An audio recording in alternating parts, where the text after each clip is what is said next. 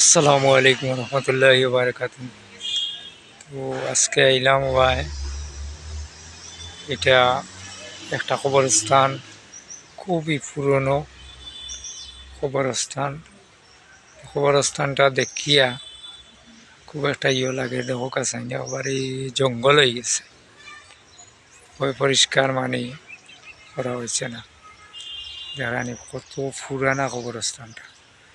আর অবশ্যই যারা চিনবা কমেন্টও জানাইবা যে এটা কোন জায়গা, কোন জায়গার কবরস্থান, আপনারা কমেন্টও জানাইবা। আর ওদৌকা সারা জঙ্গল লাগিয়েছে কবরস্থানটা, পরিষ্কার করলেও অবশ্য খুব সুন্দর জায়গাটা দেখা গেল, বুঝছেন।